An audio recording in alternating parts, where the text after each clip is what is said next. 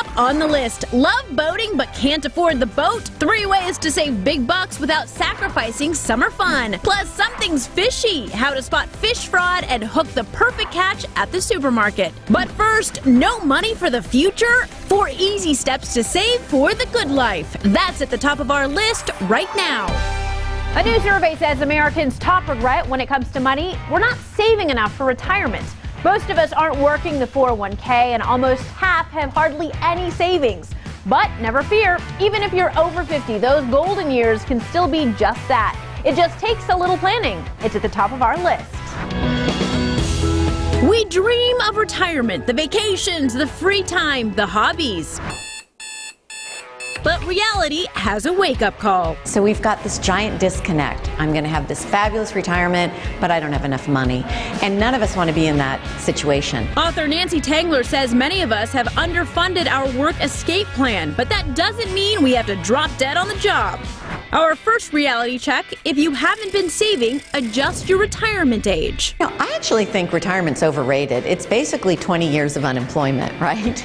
And so the longer you can work, the better it is for you emotionally and physically and financially. So I would plan on working till your mid-60s if you've underinvested for your retirement. Another bonus to pushing back your timeline: bigger Social Security benefits, according to Bankrate's Greg McBride. The difference between filing at 62 and filing at 70 can be a difference of 75% in terms of monthly income. So huge difference. Makes a strong argument for delaying taking Social Security. No matter how old you are or aren't, you can sign up at ssa.gov to track your benefits. Keep in mind that in figuring your Social Security benefit, it looks at your 35 highest years of earnings. Next, if you have a company 401k, don't leave money on the table. Employers commonly have a match where they're throwing in additional money to match what you've contributed. So for example, if you put in 6% of your pay, your employer would match that by putting in 3% of your pay. It's free money, and you're silly not to take full advantage of that. That's not to say that that's enough. You need to be saving more than that, but as a starting point, at a very minimum, maximize the employer match, grab that free money that's available. The third tool towards your leisure savings: open an IRA. This is one that you set up on your own, and you can make contributions, you can pick the investments. It's important to do the IRA in conjunction with your workplace plan. This isn't a matter of either or, it's a matter of using both of these tax-advantaged vehicles to get you towards your future retirement goals. And contributing a small amount can make a big difference. Just realize not all IRAs are the same. With a traditional IRA, you're getting the tax benefit on the front end by being able to deduct your contributions from your taxes today. When you make the withdrawals in retirement, that's when you pay the taxes. The Roth IRA is the opposite. The money you're putting in today is after tax. It's already been taxed, but your withdrawals in retirement are tax-free. Finally, play catch-up ball with stocks. Allocate more of your funds to stocks and to bonds. Stocks are the top performing asset class, even above real estate over the long term. I like companies that pay a dividend because they give you income and appreciation. But don't just put that revenue in your pocket. Reinvesting the income is the single most powerful way of growing your assets. Retirement doesn't have to stay a dream, no matter what age you start saving. It is never too late, ever. Putting your work escape plan into action is at the top of the list. Another way to save money: using the share economy, where apps like Uber put you in contact with peers who will help you out. Jimmy Rhodes says Airbnb is a big money saver, but so are a lot of other businesses being compared to it. Jimmy, what's the deal? Some brands are so identifiable they become shorthand, like the Cadillac of baby strollers, the Uber of drones, or even the brand that's so innovative it's been called the Apple of underwear. Seriously, Airbnb is one of those brands, so successful it's an analogy for similar services in other areas. Belong anywhere with Airbnb. So here's a rundown of the Airbnbs of summer, peer-to-peer services to create family memories at affordable prices. First up, the Airbnb of boats. Captain Dave and Get My Boat with another boating tip. When it comes to boats, there's a ton of unused capacity. Boats sit idle and unused 92% of the year. Get My Boat turns that unused time into income and allows people looking to use a boat without actually owning a boat by renting directly from the owner. Just enter a location and time, then choose from a list of matches that includes descriptions, pictures, and pricing. Next, the Airbnb of RVs. By listing on Outdoorsy, you can put your rig to work. Both Outdoorsy and RV Share use the peer-to-peer model to connect RV owners with RV renters. Owners can turn downtime into income. We've had like $11,000 of requests come in within a week. And renters can hit the road without tackling RV ownership. We went camping at a music festival and it was brilliant, and actually I'll never do it again without an RV. Finally, the Airbnb of campsites. It's all about quality type of nature. That's the whole key to all of this. If public campsites and trails are too crowded for you, sharing economy platforms Land Apart and Hip Camp open up privately held land suitable for all kinds of outdoor experiences. If you've used Airbnb, using any of these sites will seem pretty familiar. I found that not all the sites had reviews, but they all give you the chance to contact the property owner directly. And like Airbnb, the rates vary drastically based on the rental's amenities. So get out there. Peer-to-peer vacays are what's the deal. You know, one thing movie and TV studios are eager to share: toys and action figures. Now, these things used to be a side business, but now they generate $8 billion a year. And you won't believe some of the crazy stuff that you can buy. Pop culture products are what's trending. The modern method of marketing pop culture products began a long, long time ago in a galaxy far, far away. Star Wars director George Lucas saw the value of licensing everything from fast food glasses to toys. Watch out! He's got a lightsaber! It's Kenner's new Star Wars action figures. $20-some billion worth of merchandise later, Lucasfilm is laughing all the way to the bank. So is Chewbacca lady Candace Payne, who became a viral sensation last year wearing the first item on her list. The Chewbacca mask proves the Force is still strong with Star Wars stuff. Right, Chewie? Grab it for about $25 at Target. Next up, winter is finally here for Game of Thrones fans. And so are the actual games. Superfans can drop $6,000 on this epic Game of Thrones pinball machine, available on GameRoomGuys.com. Take a break from binging with Risk, Clue, or Monopoly. They're about $50 to $70 each. Watch out for the White Walkers as you pass go. Get these on HBO.com. Finally, no stranger to pop culture smash hits, later this summer, Netflix is releasing action figures for Stranger Things. Based on the younger cast members, each figure comes with a unique accessory. Eggo, my Eggo! 11 even has her signature Eggo waffles. 11! You can pre-order at entertainmentearth.com for about $20. Taking a piece of our favorite franchises home, pop culture products are what's trending. Now, one kind of pop culture usually associated with guys is gaming. But new research says more women have gaming consoles than men. Lindsay Granger takes us inside the lives of girls who game on the lowdown. The $100 billion gaming industry has been male-dominated for years, but the tide is turning. Here are a few things you need to know about gaming for girls. First up, studies say that half of all gamers are women. Professional gamer and popular Twitch streamer Haley Adasudo is one of them. I am, but you know, I feel like there are a lot of female gamers, more so now than ever. There's a lot of esports organizations that have rosters for pro female players. We're making a name for ourselves. I feel like it's a lot more equal now than it ever has been. Haley says, unlike in the past, she's now seeing a huge rise in the number of women on the forefront. I know we're out there. There's a lot of us. I am living my dream. I am doing my dream as my career. So ladies, don't be afraid. Don't be afraid.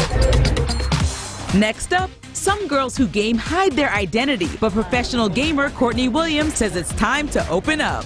Initially, when I first started just content creation on YouTube, it was mostly directed to gaming, and a lot of people thought I was a guy because that was a stigma online. Courtney says once she unveiled her face to her followers, her popularity increased. A lot of people are afraid of the backlash that they're going to get once they reveal themselves, but you know, you just got to jump on it.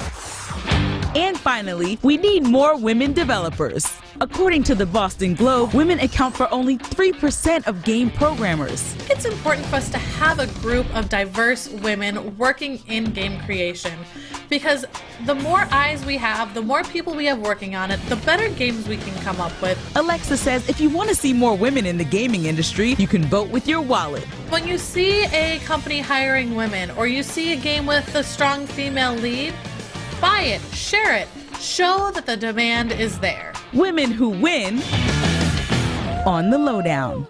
Get this. In Star Wars A New Hope, the famous floating text scene took over 3 hours to shoot. Coming up, you've never seen Star Wars like this. These guys are hilarious. Plus, crazy hot dog toppings that will blow your mind. And how to avoid fish fraud. Stay tuned. There's more coming up on the list. All right, friends, get ready to giggle because we've got 4 big comedies coming to your TV screen soon on the hot list. I love it. We're secure in telling you you'll love this first TV comedy, Insecure.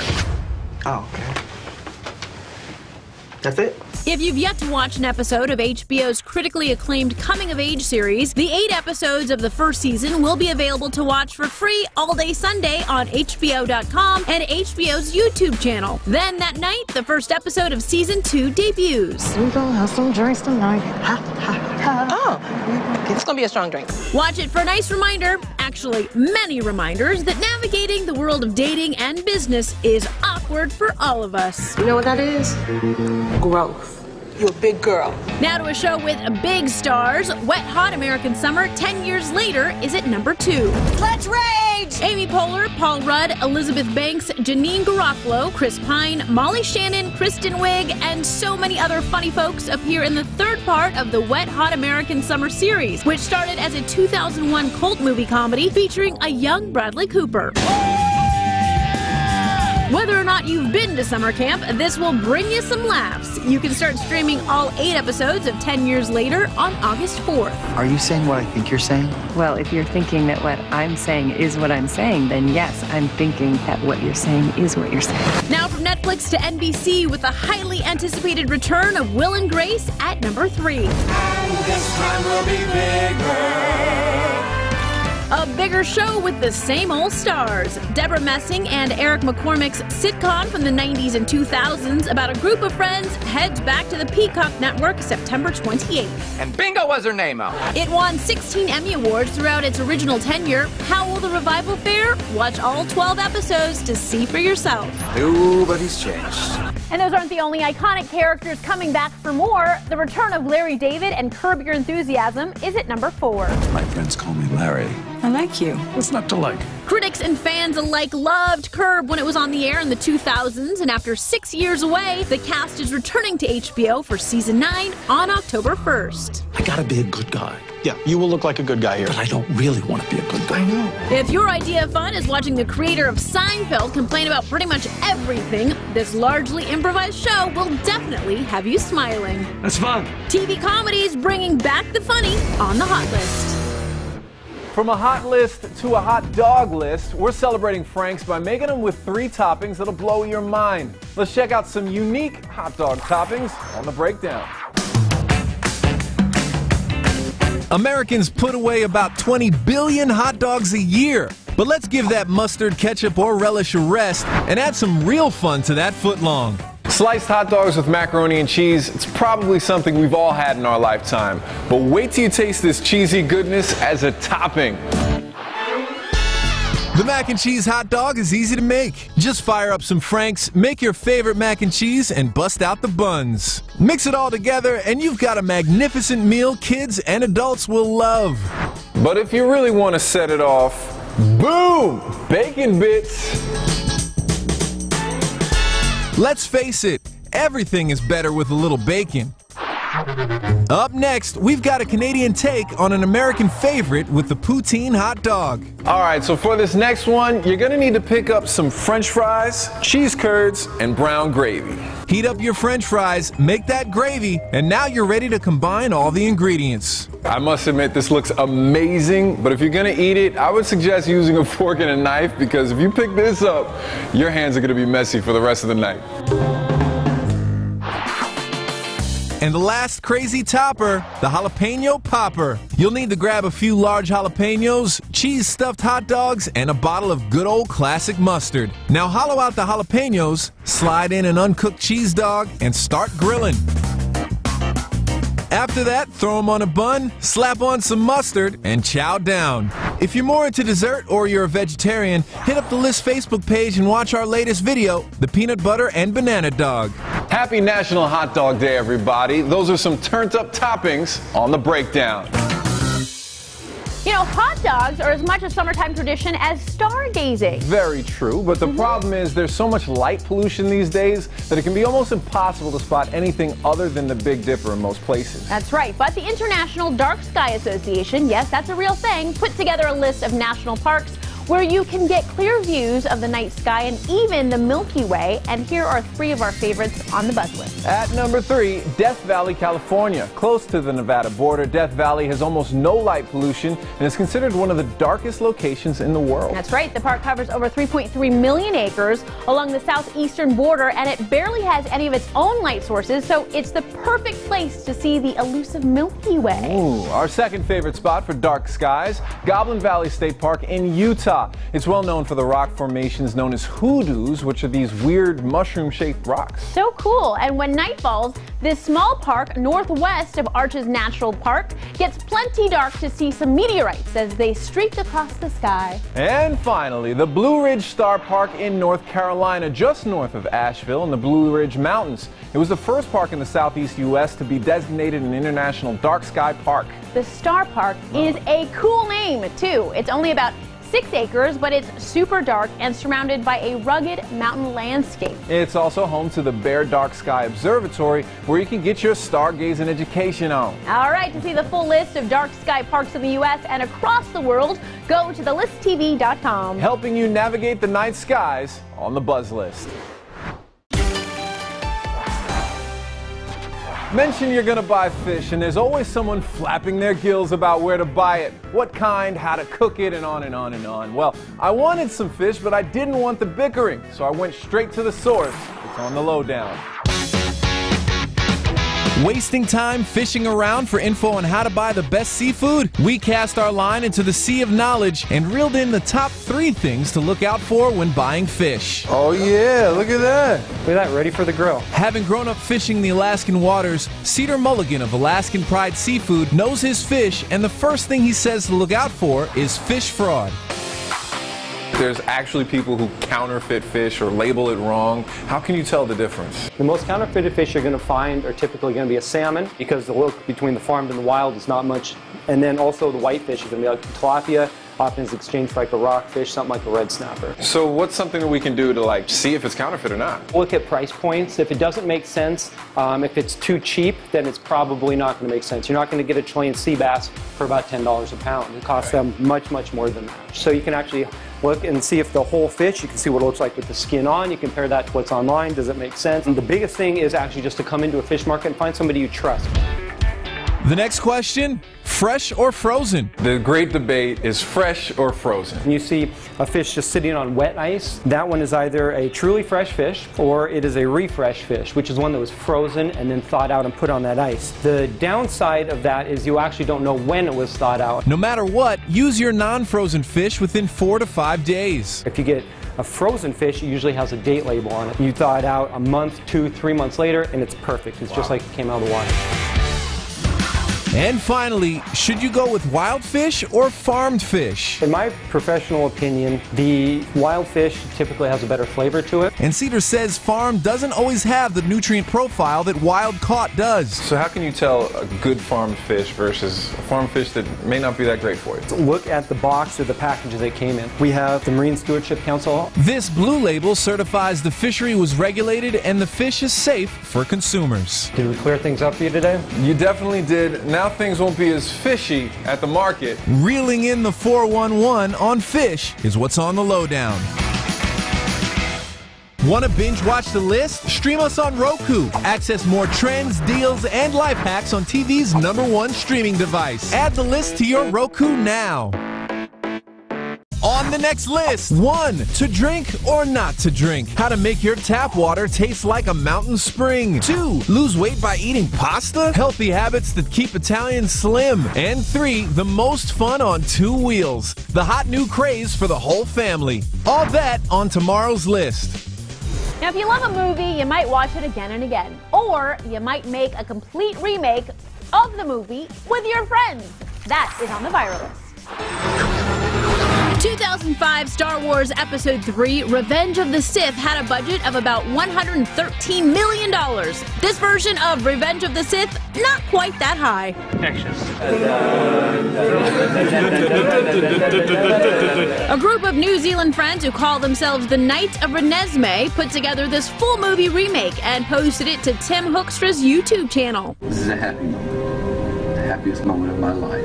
The crew took 5 days to film in bathrooms, in cars, on the beach, and cracked themselves up every step of the way. Sorry. You've got to watch the unforgettable hour and 45-minute final result, which we posted for you to enjoy on thelisttv.com. Act on this, we must. The ultimate Star Wars fans on the viral list. You know what, that's super cool, but those guys really must have a lot of time on their hands. They probably do, but what a great way to spend some quality time with your Jedis. Yeah, well, thanks for spending some quality time with us. We appreciate it. We'll see you tomorrow.